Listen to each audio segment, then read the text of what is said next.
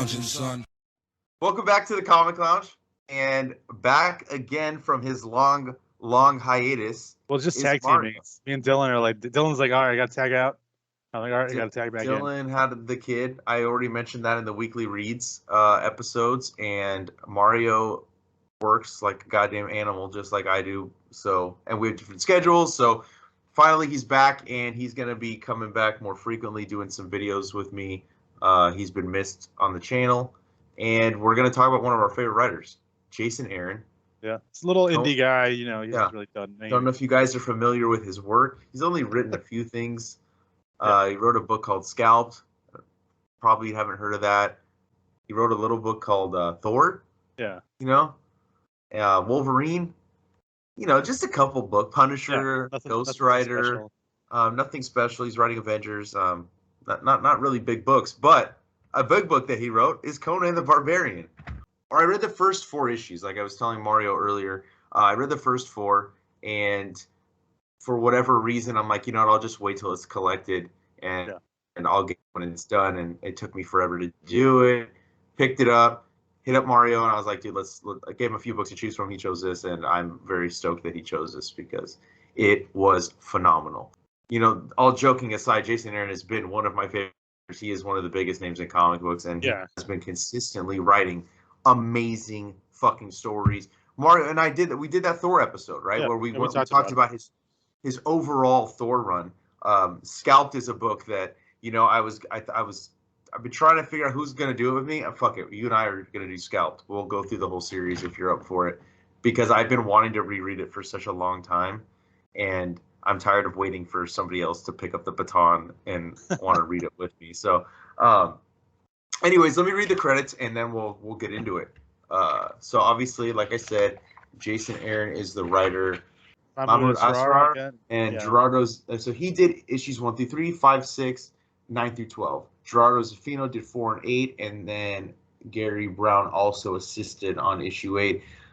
One of the best colors in the business, Matthew Wilson, and Travis Lanham is the letter, and Asad Rivich did all the fucking breathtaking covers of this goddamn run.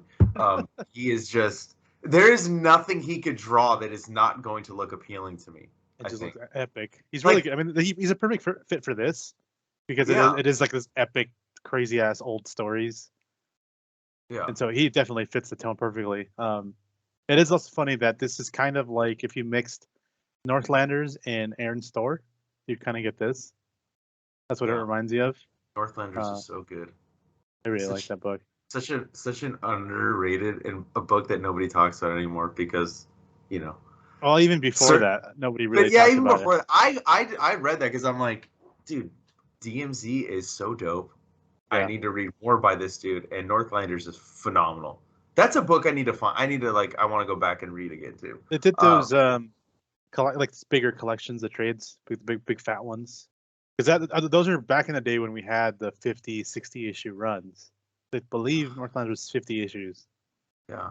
Which is nuts because that book probably never sold more than like maybe 25,000 copies a month. But that was like a sweet spot for Vertigo back then. 60 issues, 10 trades. You know, it was like the perfect amount of trades. I mean, Scalped was 10. I think DMZ actually was 70 something issues because that was like 12. I think that was 12 trades. I think it was 72 issues. It's 5 hardcovers. But anyways, Conan, the Barbarian. I'll be honest, never been a huge Conan fan. You know, like I liked the character. I did not get into Conan, the comic books at least. I mean, obviously I've seen the Arnold Schwarzenegger movie as a kid. But I got into the comics when it was at Dark Horse, not the Marvel stuff. Back in the day, it was the Kurt Busiek stuff with Carrie Nord that was just phenomenal. I mean, that run was great. I really enjoyed that. Yeah, and then Brian Wood had a run too. Oh, I did read Brian Wood's stuff as well. That's right. But this just seemed perfect. You know, like when they announced Jason Aaron. Yeah, well, after coming off of Thor, you're like, that makes perfect sense. Thor, Scalp, The Goddamned, all that. It's like it all fits within the realm of Conan. You know, in my eyes, and I just like reading it. Like I said, I read the first 4. You had mentioned the 4th issue is your favorite, Yeah. It's easy to see why. After reading all 12 together, I can see why 4 is probably one of the best ones. This fucking pet lion. Hell yeah. It's dope. And not only is the writing like some of Jason's best, I think, but the art, not one issue is not well done. It's all solid. You know what I mean? It's just so great. And I think it's perfect timing too that we decided to read this, because the King Conan book was actually finally announced. We're finally going to get that book, and I'm stoked for it. And I'm going to say this off top, and then we'll get into the story and stuff. My only gripe is it's only fucking 12 issues. I don't understand why. Maybe it was his schedule. I have to. I can only imagine it had to be scheduling that. Maybe he would have written more. You know, because when he got announced, I assumed it was going to be like a Thor situation where he was going to be on it for the next 5 years. Yeah, I thought at least minimum 3. That so was something my guess was 3 years. And then it's just odd that it was, I don't know. I don't know why it happened. I wish I could know. Yeah, I'm assuming it has to be. It has to be scheduling, right? I imagine, because he is very much a big Conan fan. Like if you follow him on social media, you'll see he'll tweet out pictures of his research. He'll have a bunch of books. He's read the novels. Like he's talked about how he's been a fan of Conan since he was a kid, or since he was younger. Yeah, I mean, as of the day of this recording, just fucking put out a newsletter talking about Conan again. Yeah. So, or I mean, no, maybe not today. I read it today. It was a couple days ago. But yeah, I mean, you can see it. The love for the character, the love for the lore of tying in so many like little like moments of his history, names like Belit, from the Pirate Days, all that stuff. It's interesting that she wasn't in it. That was one of the things I found really interesting about the series, that she was mentioned a couple of times, but she never appeared, and she wasn't really a focal point. Yeah, and I love that it's all narrated not by Conan, so it's the same narrator. And I still don't even know. Like, maybe it's like I'm missing something, but they don't ever say who the narrator is. I think it's supposed to be written like it's an old tome that you found. That's like an ancient tale of his like adventures or whatever. Oh yeah, because it says in the media, and then the beginning of every chapter. Yeah, I guess the beginning of every chapter says from the book of, right? Yeah. Okay. So and that's why it reminds you a lot of like Thor, because he mentions of that too. Like he alludes to like the book of the War of Realms, the book of the God Butcher. Like it alludes to that stuff too, and then I think Thor's kind of written that way too. Yeah, Thor's written like it's coming from the library of the gods, kind of, and that's it definitely has that vibe from it too. I like that it's not one story either. Like you said, like the 4th issue, it's each own story with the overall arcing thing of that fucking witch and those 2 kids, and it's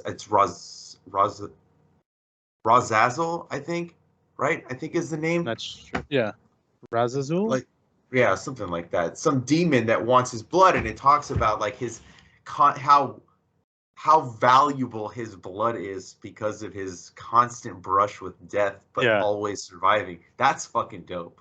That is such a dope it's just so concept. metal. Like every time, his books are like they pair nicely with like Led Zeppelin.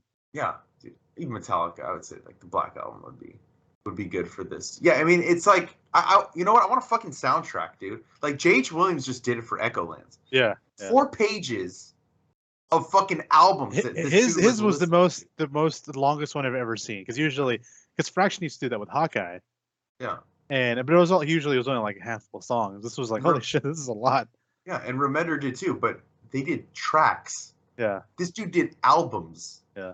And when I asked him about it too, he said, no. He's like, well, what do you think? They're about an hour long. It took me a long time to draw this book. So I was like, fuck. So you listened to that many albums while you were drawing? Yeah.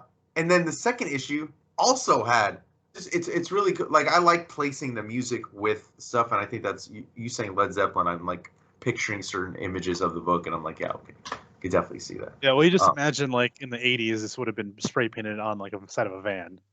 Yeah. And Jack Black would have been driving it or something. I can see that. I can definitely see that. I do, but like I said, like the different time periods, like we're getting Conan at different points in his life. Yeah. We get flashbacks to him as, with his family from Samaria. I love touching on that fourth issue, I think that deserves some talking about. That was just fun, but it reminds me a lot of his Thor run in that with Thor, it's a similar structure where you have the God Butcher be this kind of imminent threat that surrounds the three Thors, and then the War of Realms is also this looming thing that's kind of foreboding and coming later on. And this is the same way, where even though you have all these different stories, the through line is that the two kids and the witch or the demon are always kind of nearby. They're always watching him, waiting until he's ripe. Yeah. And so it's a similar structure in that way. But I also like that each kind of story helps either flesh out the world he lives in or give an aspect of his personality. Yeah. So when he goes home, it's just interesting to see him there and how he's a little bit more humbled there because no one's really like in awe. Like they're kind of like, oh, you're really huge, but they kind of just treat him like he's still a boy. Yeah, and then he ran away. Yeah, and they call him out for running away. Yeah, it's just he's not the great Conan there. He's just another one of the guys there. No, I just think it's great. Like they're all range and showing. Like it's the same thing with Thor. You get to see the different sides of Thor, with the young one being brash, and just what do you imagine him being a douchebag, and then the middle one's the Avenger Thor, and he's kind of like in the middle, and then the King Thor is just kind of he's tired and he's kind of turned into his dad. And you kind of get a little bit of that here, which a lot of the stories kind of tell different sides of him. Like I like the one with the like the prostitutes he hires. Yeah, that one was one of my favorites too. That one was really good too. But I like that point where it breaks and they're just like, "Who was she?" You know, and he doesn't want to say anything, but they can read it off of him. Like she must have meant a lot to you. Yeah. And I like to reveal that that's why he went after him so hard. I know. I mean, as I was reading it, I'm like, why did he fucking take them? Like I never really understood, and that's like the telling of a great writer is that because each one you really don't have any lead up to the story you're gonna read at all, right? Like there's the background thing of them going at like the demons and stuff, right? Those two demon children or whatever the fuck they are, but that issue with the prostitutes and he takes them and they can't get a good read on him, so they don't know what he's gonna. Is he gonna fucking take us out here and fucking murder us? Like what are his plans? Yeah. And then when you do get to the end, and you see like a softness to him, right? Like you see this like big ass barbarian murdering machine of a man, right? But then he's like you said, humbled, and he's like you see the soft side to him, even though he's still fucking like his demeanor. Well, I think they tell him like one of them kisses him on the cheek, and it's like. You know, under all that killing machine, there's a soft, compassionate person in there, and you got hurt, and that's why you made it worse. Another one of the issues that I really liked was when he's on the pirate ship when he's like young, and he's got that not talisman. I think they call it a talisman. I could be wrong, but he's on this ship by himself, and there's a smell coming from underneath. But you don't know yet what that is until you get further into the story. Just him being there alone and in solitude and just like fucking this talisman is now infecting things to where they're turning into creatures and he just keeps surviving and lasting. But he never gets driven mad. And most people in that scenario, throughout literature, throughout film, whatever you're watching, television, like they're going to lose their goddamn mind. Right. And that shows the fortitude and the strength of not just his body, but his mind. You know, as well. And that's cool. Kind of like one of his big things. He just kind of keeps trying. He just tries harder. Yeah. Whenever he gets beat down, he just tries harder. And I like the bits of the religion because it's Jason Aaron, and Jason Aaron adds a lot of stuff with religion in there. So I like the stuff with it says Karam a lot. That's just the thing that he does all the time. But I like that there's that whole showdown with him at the end, and that's how he comes back when he's old King Conan. Yeah. So you see some of that animosity they have and how they treat the gods differently in Samaria than they do in other areas, and how because he always talks about how like they ask him like who do you pray to, and he's like Krum, but not that he would give a shit. So then he finally gets to meet him and he has a showdown like you never helped me, you never gave a damn about any of us. But he gets brought back, but then he gets told like it's gonna be worse. So it's interesting exploring some of the religion and how it impacts him in his life. Yeah, it's interesting. I didn't look at it quite like that reading it, but I'm seeing it more like that now. In terms of like how Aaron is always has a little bit of religion in his stuff, whether it's in Thor where these people are praying, the power of prayer to God. He's the God in this one. Right. So it is interesting, man, because he does talk about that throughout all. I mean, Ghost Rider. Ghost Rider was a big part of it too. There's a lot of religion in there. I think even Wolverine touches on that too, right? Like going to hell and stuff like that. He goes to hell, getting into the mind. Yeah. So I don't know. This book is phenomenal, and I am shocked that more people don't talk about it. It is a fucking shame. Like we were talking about. I'm glad I got it cheap. Relatively cheap. The hardcover alone is $35 brand new, right? Cover price. Yeah. I got it for $20, sealed still. So while I'm happy I could get something really good for a cheap price, I can understand when you were like, man, it's kind of sad that something that good is cheap, but something shitty goes for a lot. Yeah, but no, this book's great. Like it reminds me also of Weird World, that tie-in book he did. Yeah, that was great. It's a similar kind of structure, retelling this tale of this guy going on this quest, but that book also gets no attention. Like I've only met a handful of people that have even heard of it. I don't know, man. He deserves a lot more credit. He's really good. Aaron's a really good writer, and like I think this is a perfect example of how good he is, because like you mentioned earlier, there's not a lot of time. Each one of the stories, it's its own story, so he has to set up, grow, execute, and wrap it up all in the same issue. Mm-hmm. And all of it's satisfying. Like it's all got its own unique thing. And not that it's super fleshed out because you don't have time, but like that one where he gets tied up in that tree, the red tree. Yeah. Keeps getting spared. Like that one was really cool too, because it's just this ongoing thing. And at the end, they're like, and for some reason unknown, people started worshiping Crumb in that area after he left. And so it all like wraps up, and it's kind of like Tale, and then it just kind of wraps up and move on, and it's all in the same issue. Most people can't even figure out how to get all that done in 5 issues, let alone 1. So it's a real testament to his ability. Yeah, dude, I think he's one of the strongest writers in comics. I do somewhat critical of the Avengers stuff because, like, overall, it hasn't been my favorite Avengers run. Yeah. But it has its moments where it's entertaining, and like you can see that he's trying to go big and touch on all parts of the Marvel universe, whether it's touching on Atlantis or it's touching on the magic stuff or it's touching on Moon Knight stuff. The Moon Knight stuff. Exactly. I feel like that one felt like the most like Aaron to me, because it's dealing with gods and you're dealing with kind of humanity, dealing with gods, but a lot of the other stuff is just kind of rough. I don't know. The Heroes Reborn stuff felt like more Jason Aaron than some of the stuff prior, if I'm being honest with you. Like, you know what I mean? Like some of the scenes that he had with like the Squadron Supreme in there, I'm like, this is Jason Aaron. You know what I mean? Like, finally, like I can get into this, and even like the new arc, he's leading into like this multiverse stuff, which is pretty interesting. I don't know. I think people forget what a great writer he is. Like nowadays, I would say people. He's not in any of the flashy books. Like as much as people like Thor was. It's something that was amazing that he pulled off, because it was a long run and it was a long tenure, and it's all kind of tied together since the very beginning. But it never really got that much attention. Like Punchline. Except when Jane Foster took over. And that was mostly bad press because a lot of people got upset. But I mean, like Punchline got more attention within like 2 months than like all of the run got. It just, no one cared. Like there's a portion of people obviously that love it because it's well written and it's quality, but it just, none of his books ever get that push to being like, oh, this is the new hotness, you got to get this.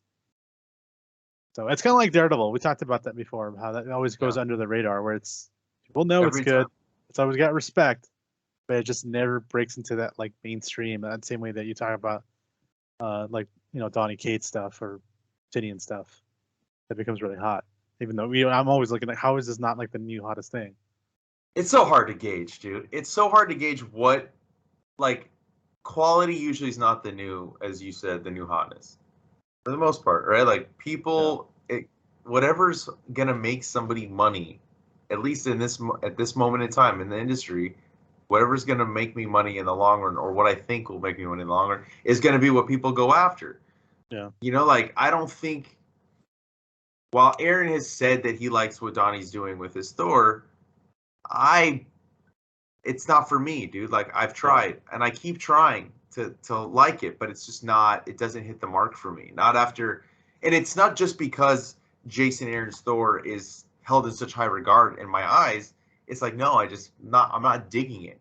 Right. You know, Jason knows how to start a story, and he knows how to finish a story. Yeah.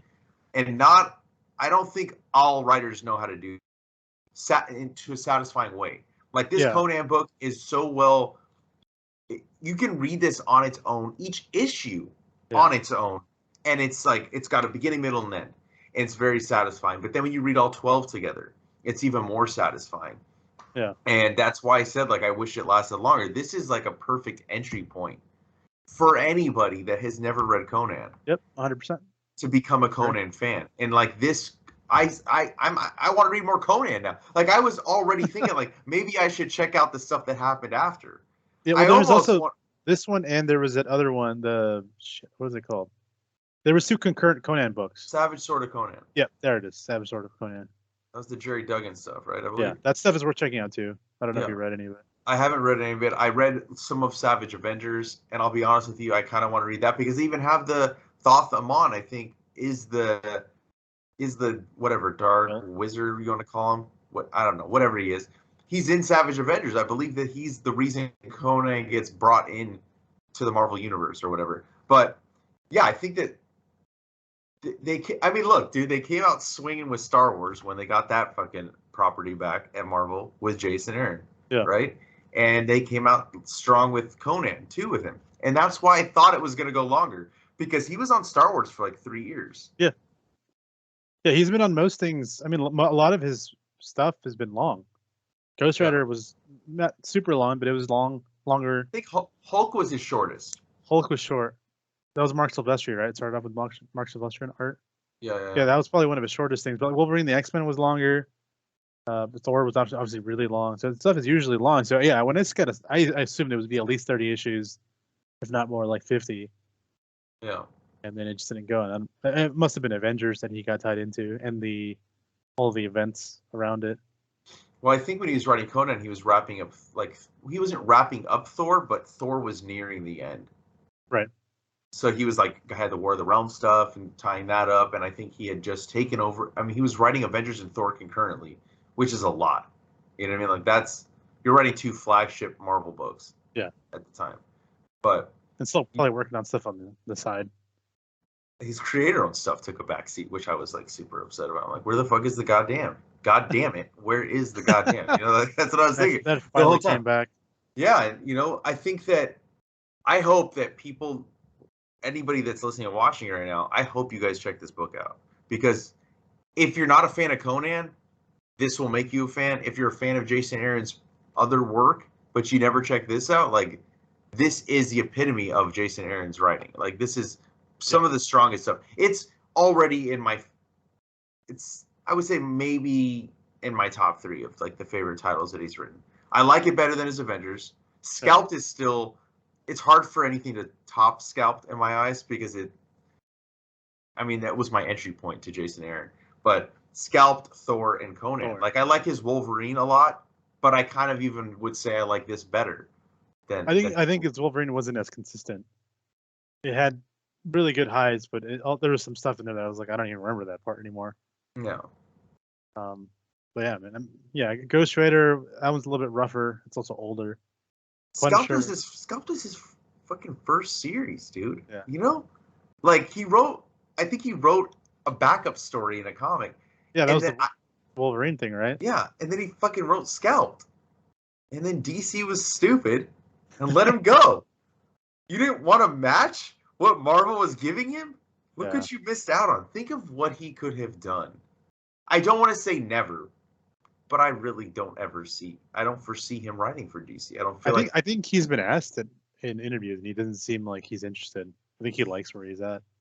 Yeah, I mean, I kind of asked him, but I didn't want to like pry, because I'm like, right. It's like, no, who cares? You know, like, I'm happy with what you're putting out, and I personally, I would rather see creator-owned stuff from him. Like, that's where I'm at. Like, I would rather see more creator-owned. It's kind of how I felt about Scott Snyder.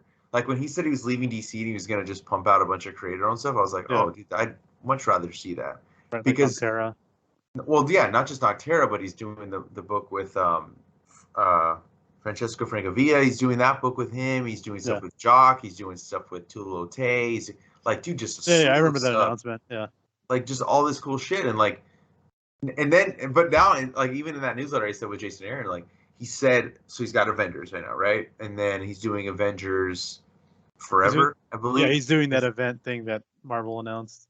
Which I'm cool with that. Aaron Cooter on art, like a multiverse Avengers book. It reminds me of the Exiles book from the early 2000s, you know, which I'm gonna check it out. I don't know if I'll like it necessarily, but I'll buy anything on it. Yeah. And then he said there's a fourth book that he hasn't announced. I still think it's Cap. I could be wrong. I hope I'm not wrong, because I think that he would do a great Cap run. I think he's in my interview with him, he did say that it was between Cap and Thor, and he didn't want to follow Brubaker. And who could blame? And who could blame? I don't blame him for that. I wouldn't want to be him. We saw what happened to the person that did follow him. It wasn't as good. I'm not trying to be mean, but it just was not as good. You know, so I mean, imagine him doing like a Cap. I mean, he could be great on a bunch of things. Like fucking Daredevil. I mean, Chip's doing a great job. But Daredevil makes sense for him. Fucking Moon Knight would have made sense for him. Spider-Man. Namor would be dope. Bunch of things. Throw him in. But that would be like, yeah, but Namor would be like the thing that nobody would think of. You know? Like, I could see him doing a really badass. Maybe not. It might be more along the lines of like Conan, maybe like a 12-issue thing. But I think that would be cool. But yeah, I mean, he's a very versatile writer. But he's better with solo characters. Like, that's something that I think you and I have talked about too. And I think that's why the Conan book was so good. It's like, whenever he's writing a solo character, he gets into the head of that character. It's really hard to do that when you have a team dynamic, to really like, what are you going to focus on one character, each one, and be inside there? Like, it doesn't.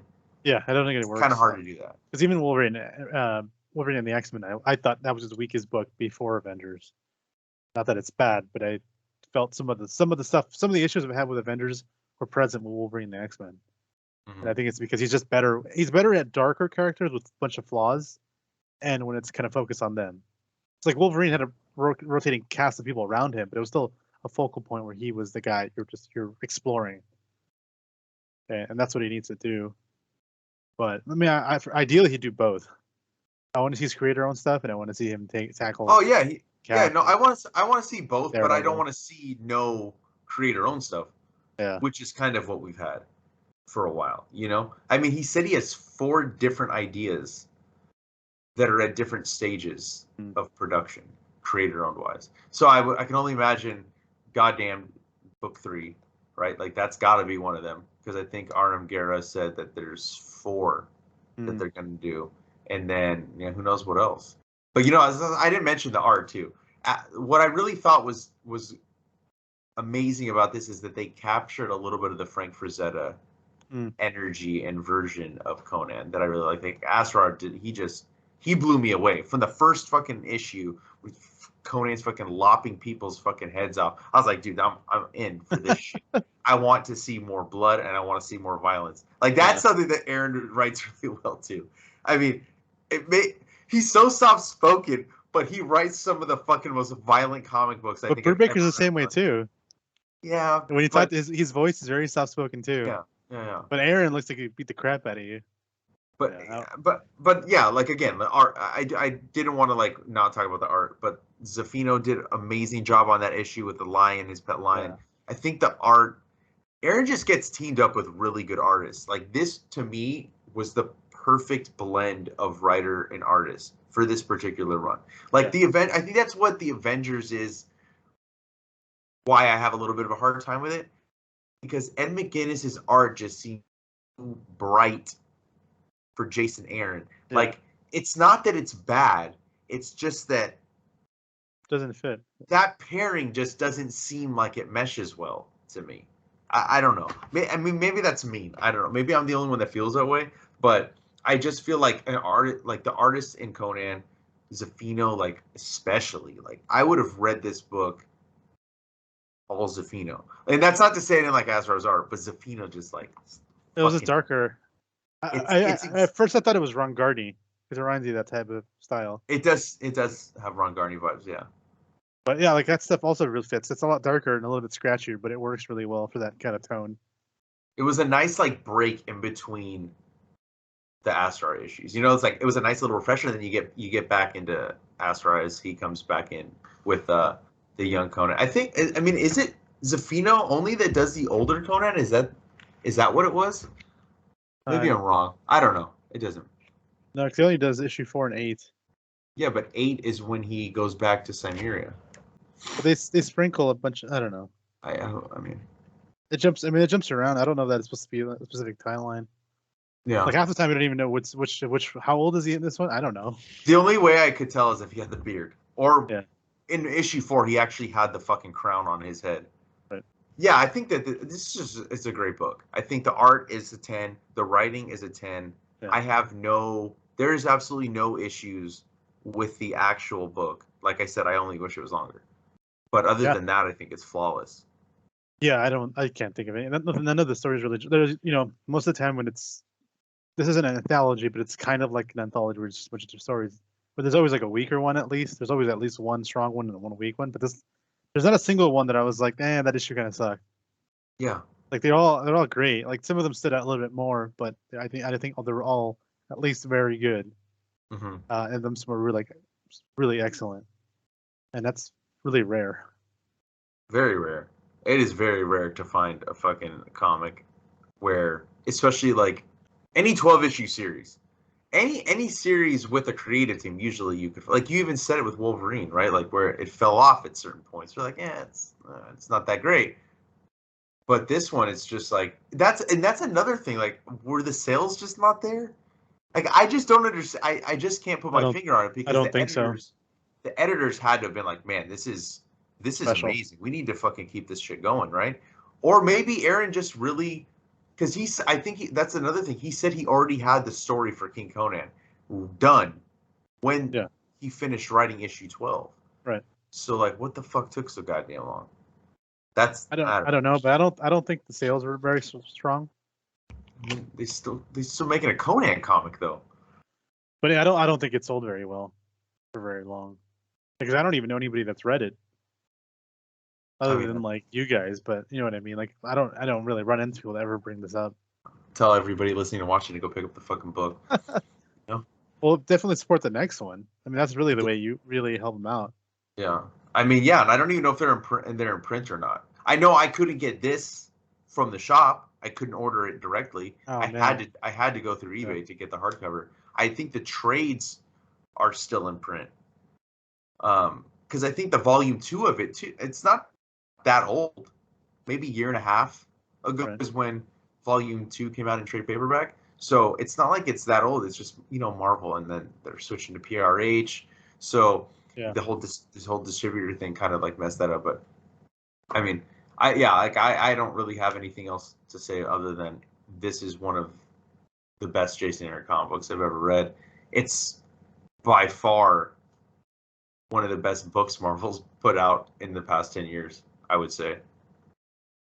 Yeah. This is how you do a licensed property and make it really fucking dope. You know what I mean? Like, yeah, I mean, I remember when Conan got brought into Marvel through that event that was coming out weekly. Avengers, No Surrender, or Road to, whatever the hell the other one was called. It just seemed like it was dumb. Like, it just seemed like they're just trying to milk it. And then once they found out it was Jerry Dugan and Aaron, I was like, oh, okay, never mind. And then I was surprised. Like, both of them are really good. Like, the Dugan one's really good too. It's not quite like this level, but this is a really good way to do it. It definitely feel like they were just trying to cash in. It felt like they wanted to give it a real push. But unfortunately, and I was looking right here. Number 1 sold 110,000 copies.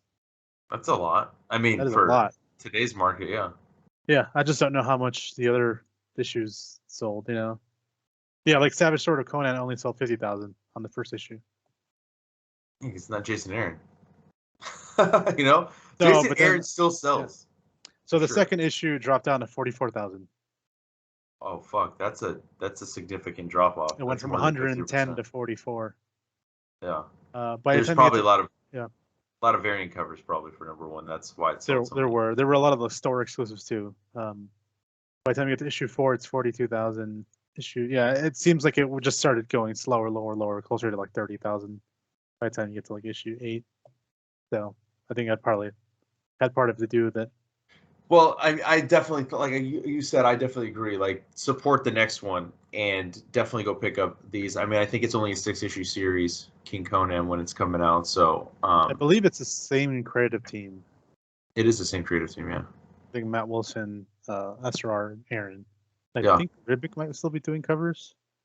You do better. You have to. You have to have him do covers. You can't not. You got to bring everybody back. But yeah, it's easily one of the things that I've read recently that I've really loved. I mean, there's very few things that I read, even if I do an episode on it, that really blows me away. But this, I can comfortably say, blew me away, and I mean, I already want to read it again. So definitely go pick it up and check it out. But that's all I have. You good? Okay. Anything else? No? All right. Well, pick it up. Try it out. Go pick up the book, and also after you pick up the book, make sure you like, follow, and subscribe to the YouTube channel. Follow us on Facebook, Twitter, Instagram at the Comic Lounge. Hit the link down below to TeePublic. You can get our merch on there as well. And Mario, you can find him on Instagram at Johnny Blaze 321. And make sure you check out some of our other videos, and make sure you check out the next episode. Mario's going to come back. We haven't decided what we're going to read, but he's going to continue to do some more episodes with me. And on that note, we're out.